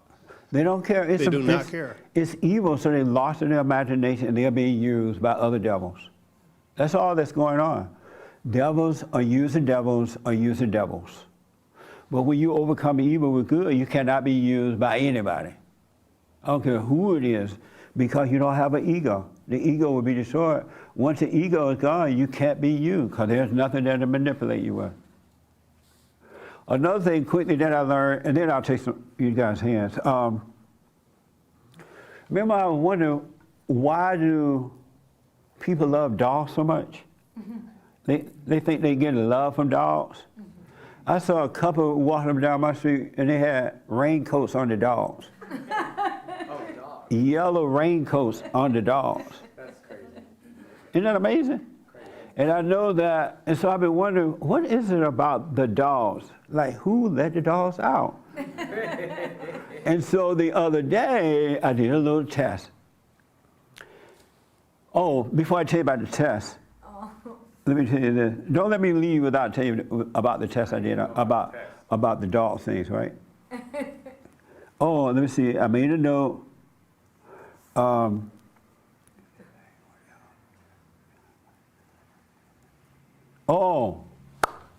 So I got this caller on my show this week, and he said, in short, he implied or said, because I don't remember the whole conversation, that it's okay to be like somebody else. Did y'all hear, anybody hear that conversation about him? He was saying that somebody was trying to be like Michael Jordan. He used that as a reason, an example of being like, who think that it's okay to be like somebody else? What do you think about that? Is it okay to be like someone else? Not in my opinion. Have you ever tried to be like someone else? No. You never tried your whole life? Never. Really? I've never wanted to conform. I came out of the womb that way. If Nice. they say we're black, I wear white. Yeah, I've heard people rebel like that. Most of those are the people that get on the street and narrow path too. You should never, and so I asked the guy, did you have your hand about this? About the dogs? Okay, I'll come back to you with that.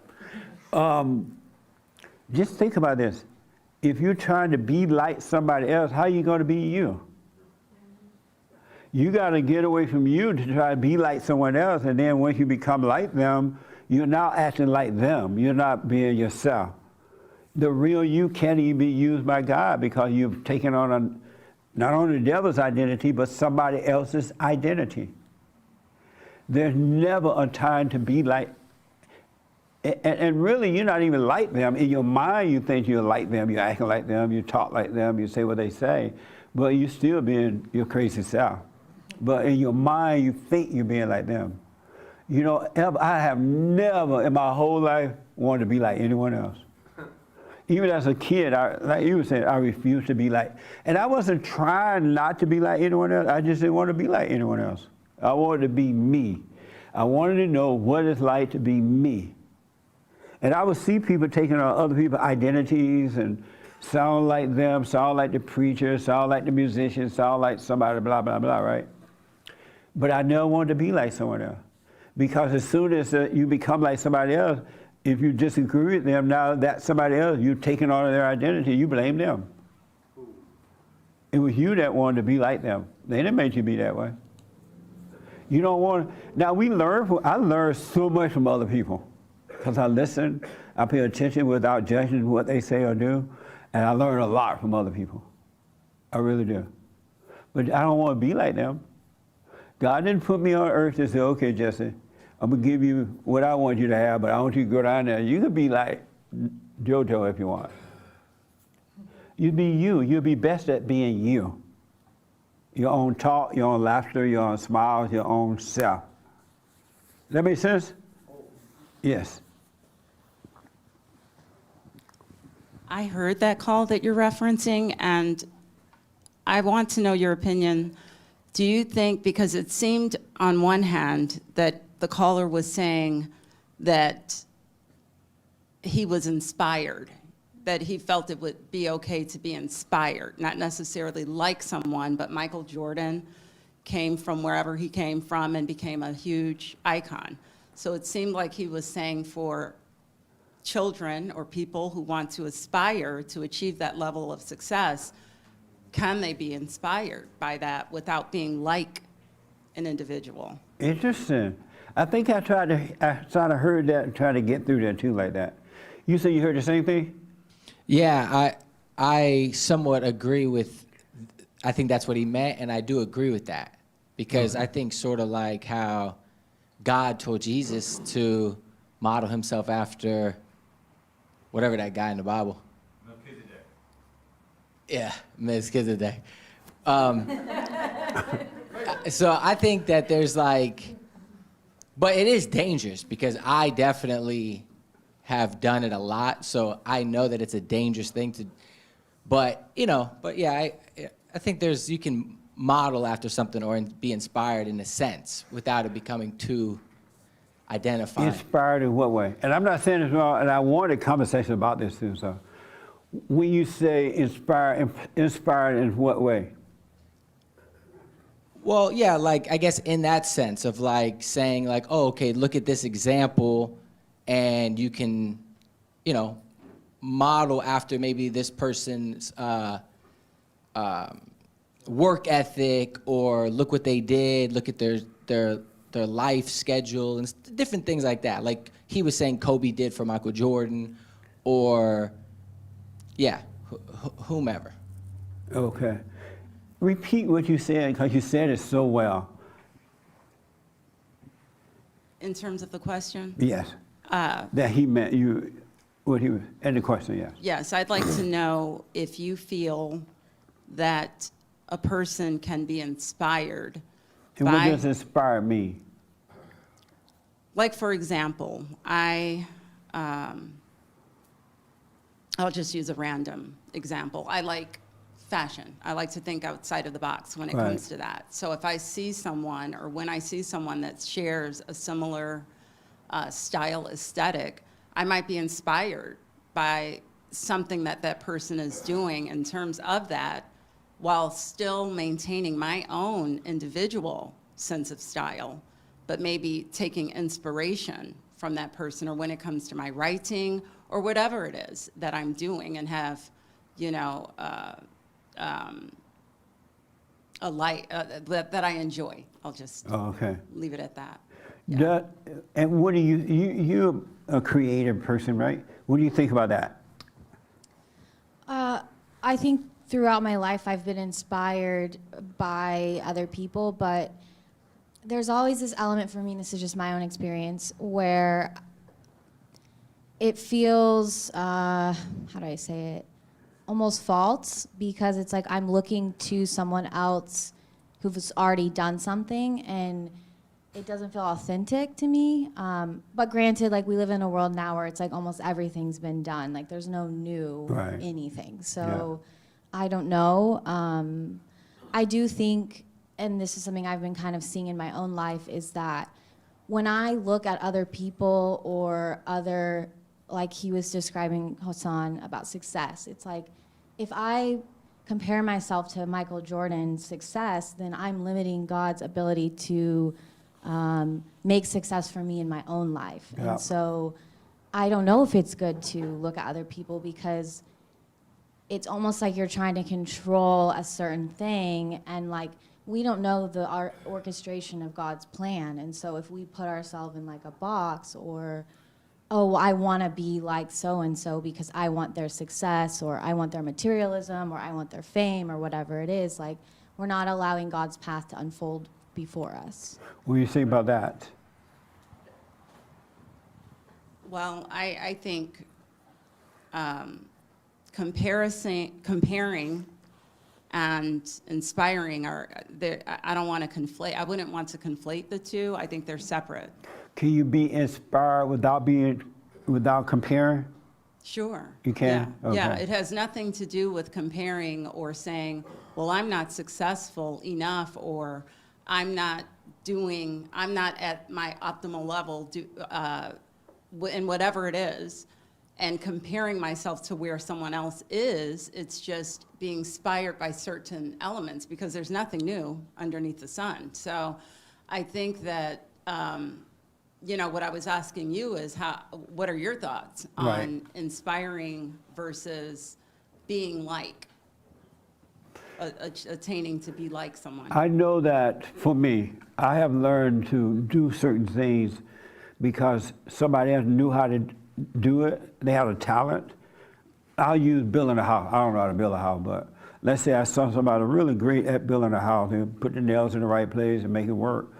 And then I was like, oh, I want to build a house. So I would ask them, what are the steps to building this house? And I would get the practical steps from that. But as far as looking at how much look like they rich from it, or they're famous from it, they get all the glory because of it. They live on a big hill. If you can leave all that out, and you can take this trade, but stay yourself, and I think that's what I hear you saying, but stay yourself, and your talent will come out, and your design will be different than Michael Jordan jumping up at a ball. Let's say let's say that, because he did use Michael Jordan, I think, right? Yeah. Let's say that Michael Jordan was good at running down the track, jumping up, and he throw his tongue out of his mouth and throw the ball up, right? Didn't he do something like that? Yes. And so if I wanted to learn how Michael get to that point, I would go to Michael. Michael, how did you learn to play the ball? How did you learn the ball? And I'll have him show me how to bounce the ball and run, but I ain't gonna lick my tongue out. I'm not gonna think about how much money I'm gonna make from it. I'm not gonna think about how famous I'm gonna get from it. I'm not gonna think about all the glory thing that he has gotten from it, because then you'll become like him and your true design will not come. Because God has given you a special talent, right? But you'll lose your special talent because you didn't just learn the practical jumping the ball thing. You're now acting like that person on court, and you will never be your best at it because you're not creating your own. I remember, and I thought about this when I was growing up, the old ladies used to get together during the year, the end of the year, and make quilts.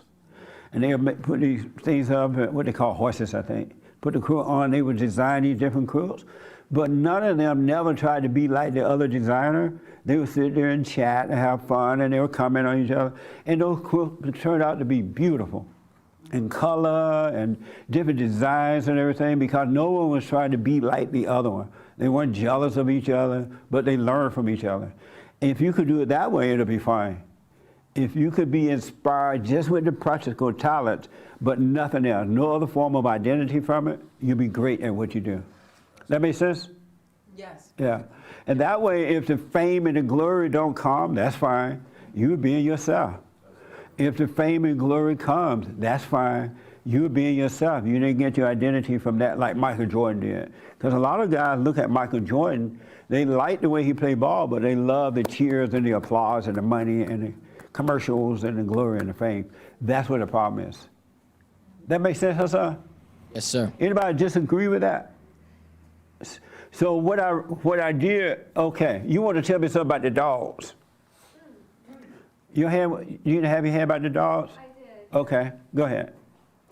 Because I want to start winding this down, and I saw your hand too, I think. Oh, it's all good. You said everything else. Okay. Yes, ma'am.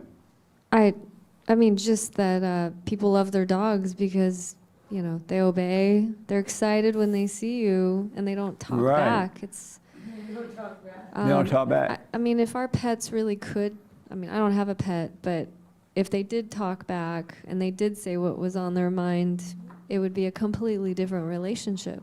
Yeah, it would be, absolutely. So what I did, and then there's another point to this. So I went to someone's house and they had a dog. And so it was time to feed the dog, right?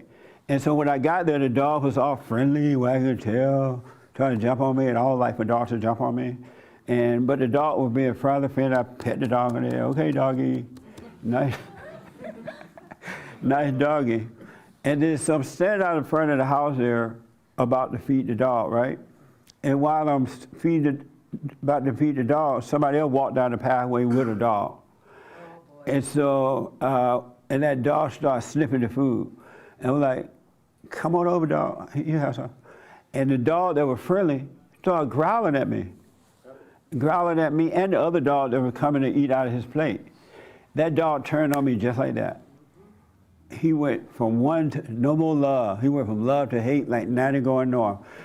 And I realized that no wonder human beings think that dogs love them and cats and animals love them, because all human beings, all of us are in a fallen state, and we're living on instinct life instead of conscious life. Animals live on instinct. They do not live on conscious. They don't have a conscience. They were built to act that way, and it's all instinct. But people who are in love with dogs, they think they get a love for dogs and cats and snakes and all that. It's because they're on the same level the dog is on. They're on an animal instant state of living.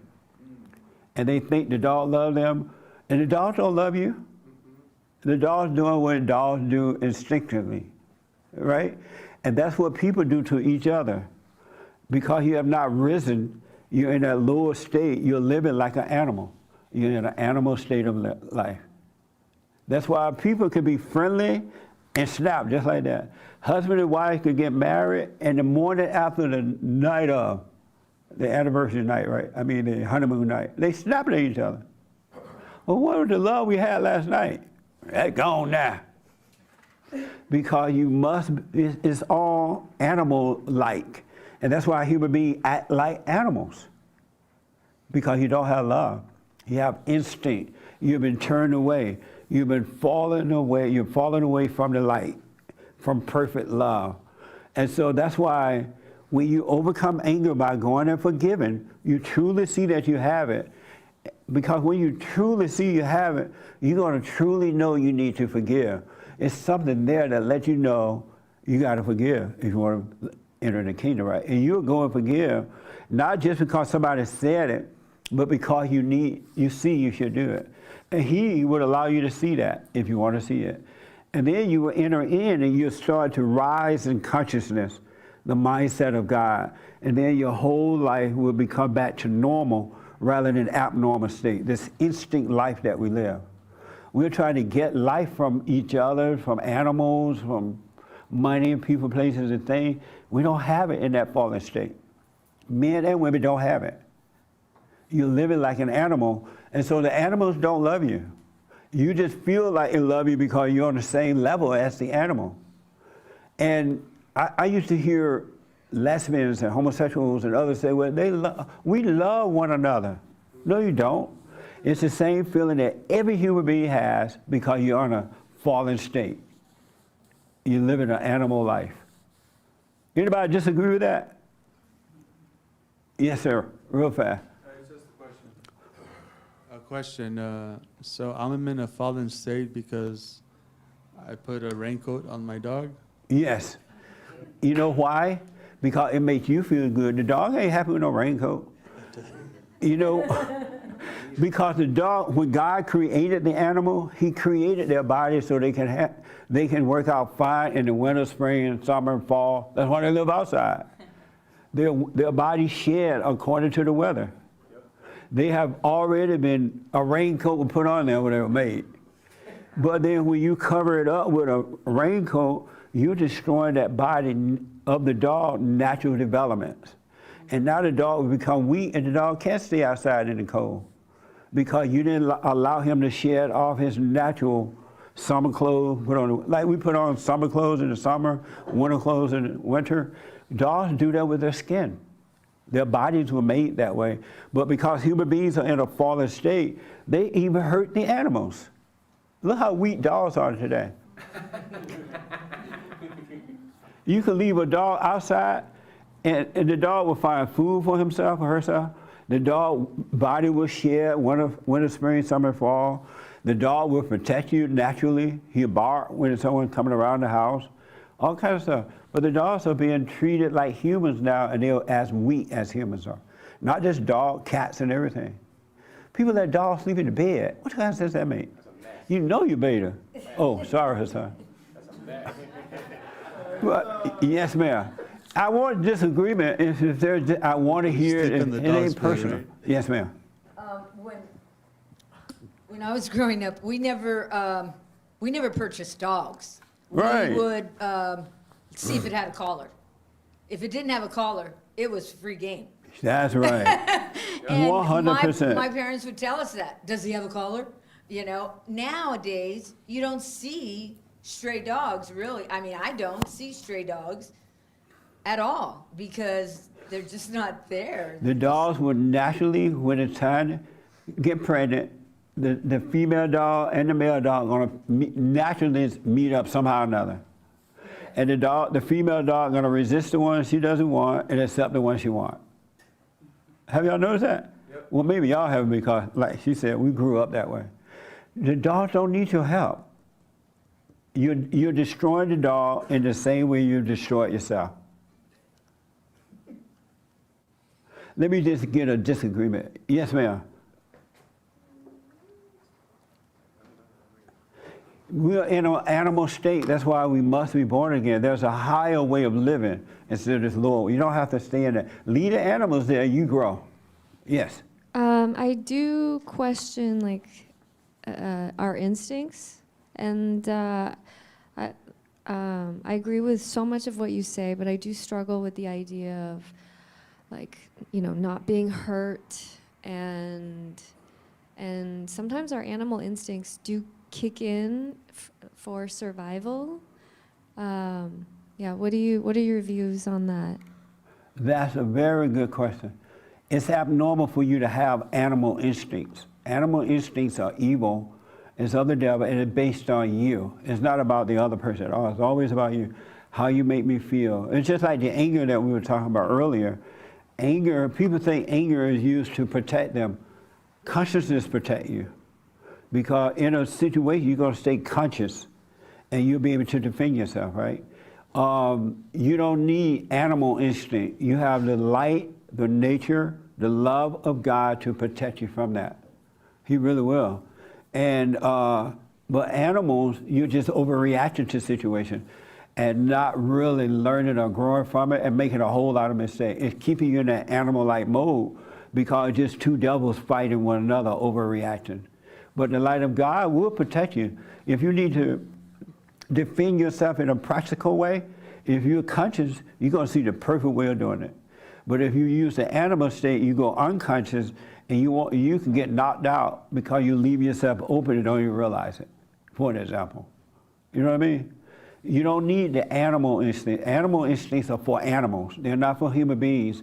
We are created in God's image, and God is of consciousness. He's of love. Don't let them tell you that you need that. And you should not, the animal nature is what feel things.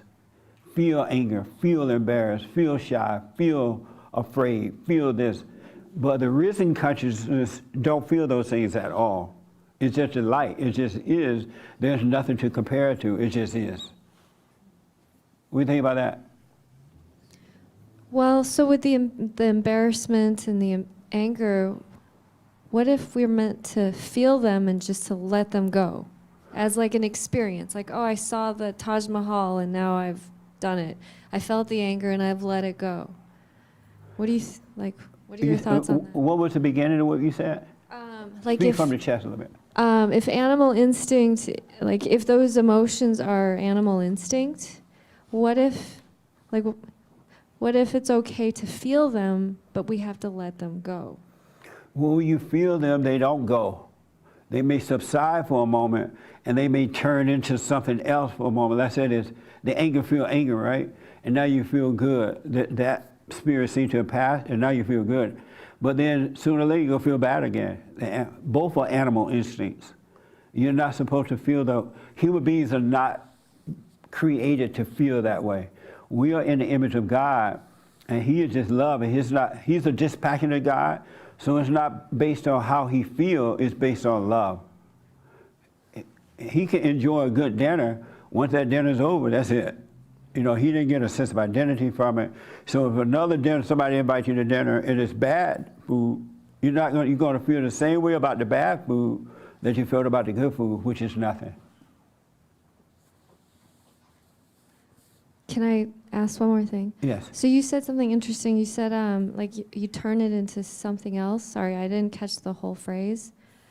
I also think about that, where what if I turn something negative into, like, you know, you cover it with love, like through forgiveness, and then you're able to turn it into something like, you know, beautiful. Like, I'm going to use art as the example because, you know, obviously I'm the songwriter, but to take a negative experience and to view it from a different perspective because my experience has changed because I've forgiven it. Does that make, I don't know if that made sense. Did you understand the question? Yeah, speak. I just didn't hear everything you said. It may have been a good question. I think this ties into what we were talking about earlier with like taking something negative, a negative experience, and turning it into a positive, knowing what we know now through your ministry. Right. So understanding forgiveness and loving people, just watching life instead of reacting to it, knowing what we know now, like through her songwriting, yeah. How she reacts now is going to be different, so.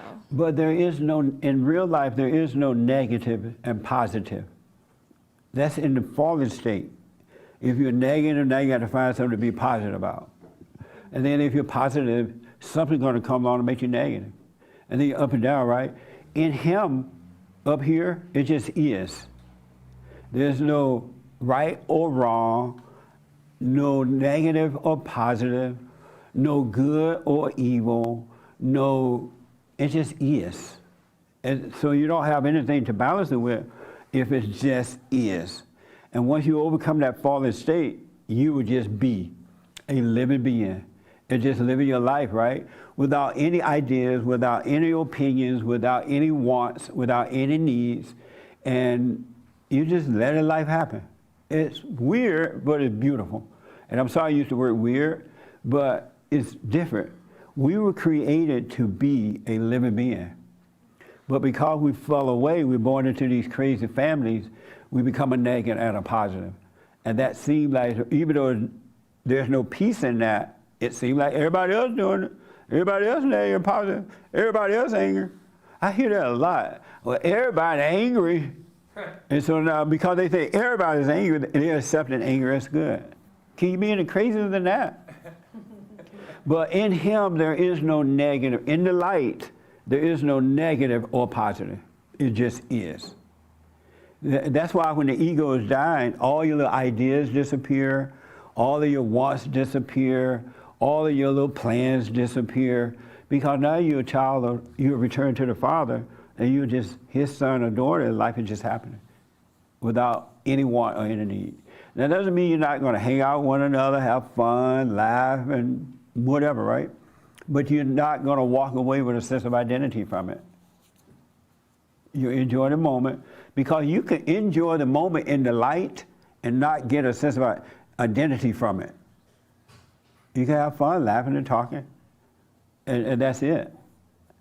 And once you laugh, you can enjoy your enemy. Your enemy turn on you. Someone said the other day that your friends are your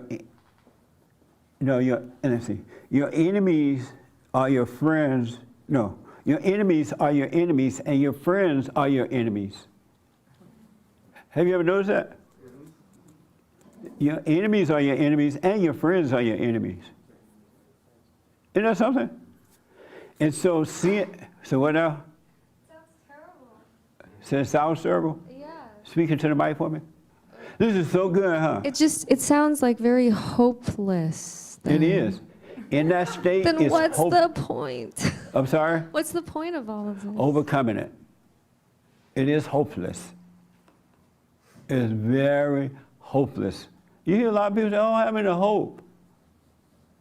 It's hopeless. Your friends are your enemy is your enemy. Isn't that something? Anyone who has anger is your enemy. They pretend to be a friend, but they're not. And they can't help it. It's a hopeless way to live. Last word, Raymond. Yes. I'll make it brief. Just a quick question. Was the reason, I was wondering, was the reason that a dog owned by a friend of my sister started snapping at me because I have fear? And is fear a lower instinct? Fear is a lower instinct. And the dog can smell you when you have it. Just like a woman can smell a man that has fear. Did you know that you could be way down the road and a beautiful woman way down this road, and y'all coming together like this, she can tell that's a beta.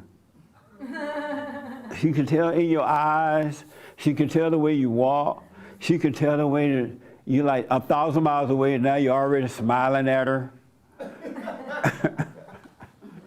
She can tell when you walk into the grocery store, like, now here you come. Can I help you with your basket? Hi, how you? She know that that's a beta. She knows she can make you pay for her groceries. And you haven't spoken your name. And so it's an animal nature. So yes, who am I asking a question about animal instinct? Oh, Raymond, yes. Fear is the animal's nature. In God, there is no fear. Can you imagine? There's practical, you watch yourself out there, the world is bad, right? Practical. But you can live a life without fear if you die from the ego. And the light of God will destroy that. The darkness cannot handle the light. It can't even perceive the light at all.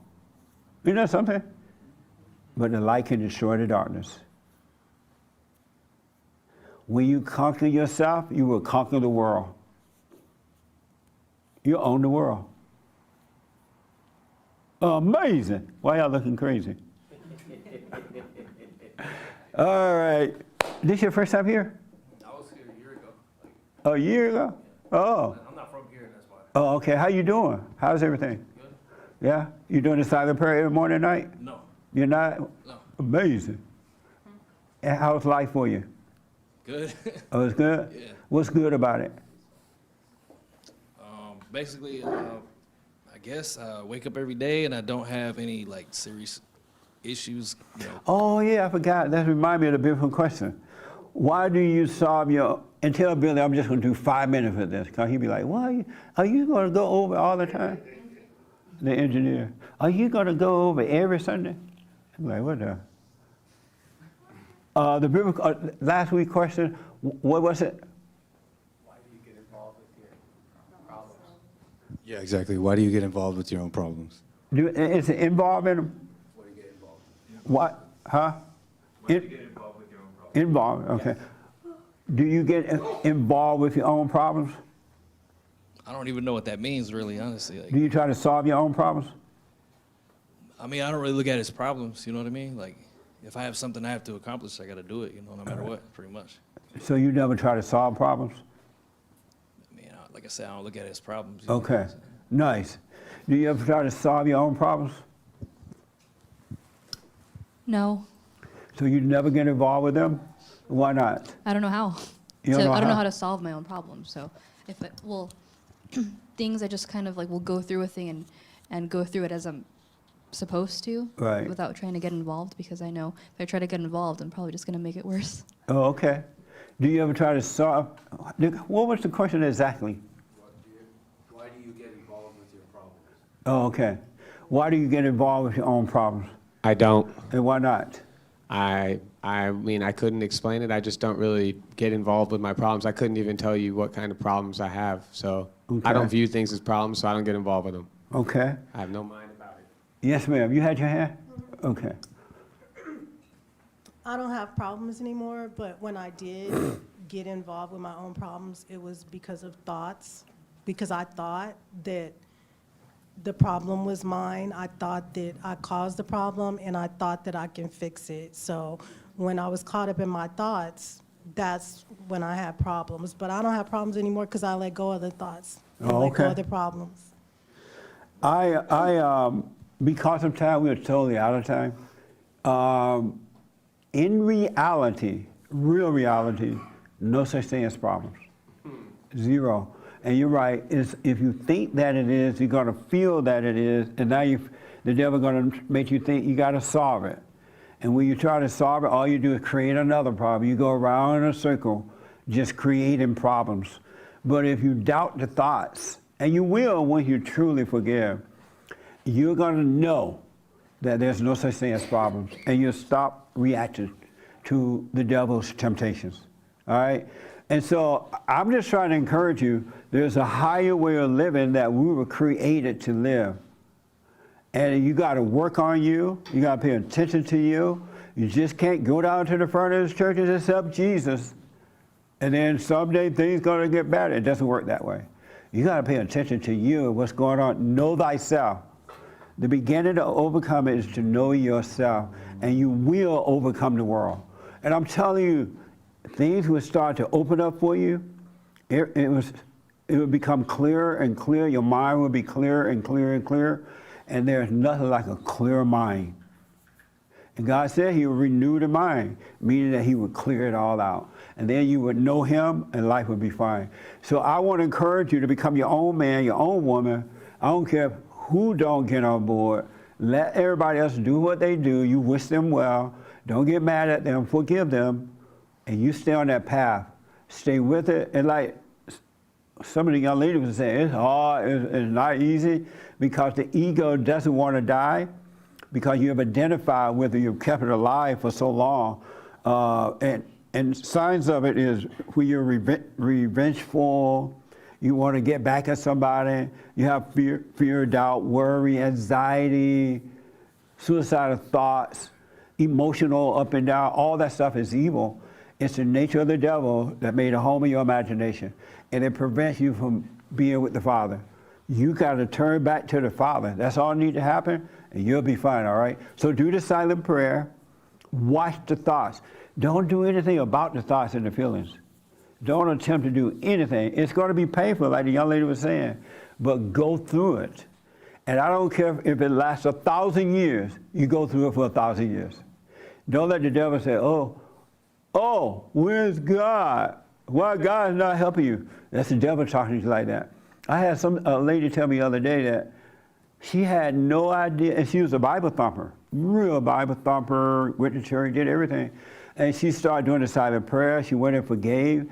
And she was saying to me the other day, I had no idea I didn't believe in God. She didn't even know she didn't believe in God. And I know what that is. I didn't know it either until things started to open up for me. You can believe in God and think you believe in him and don't. Now, isn't that amazing though? You can think you really, really believe in God and you have no idea who he is, no idea about him at all. That's why you gotta let all ideas go about God too. No idea. All ideas come from the devil. Even when you read the Bible, Satan's gonna give you ideas about what you read. Let that go too. All thoughts, all lies, all the time about anything. All right. So I know we're a little late, but I'm sorry. No, I'm not. I'm sorry I started to lie. I'm not sorry. But I'm glad. Work on yourself, folks.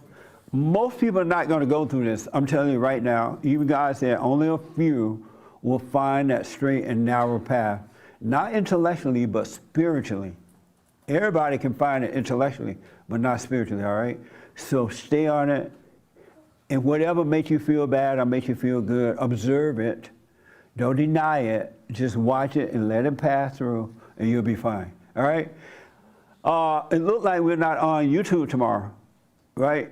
Because they said that they don't like us because they said that we tried to do some medical stuff about something. I ain't gonna mention it here.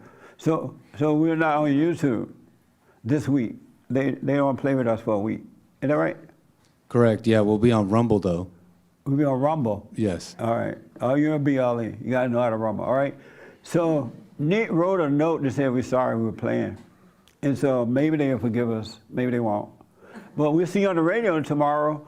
And, oh, I don't have a biblical question yet. Hopefully it's tomorrow. The Lord didn't give me anything. But just know you're in a fallen state, all right? You're living on animals' instinct. You know exactly how the animals feel. But the animals don't know how you feel when you rise above it, all right? Because the animals are just animals. And that's why you think the cats and dogs don't love you. And you don't love them. It's just an animal ego feeling. It's not real. All right? Thank you all. And thank you all. Men's Forum. Oh, yeah, Thursday, Men's Forum. Thank you. Men's Forum this Thursday for men only, 7 p.m., the first Thursday of the month. Thank you, guys. Appreciate it. Who let the dogs out? Thank you all. Have a good one. And thank you all. It was amazing today. Thank you. Oh, amazing.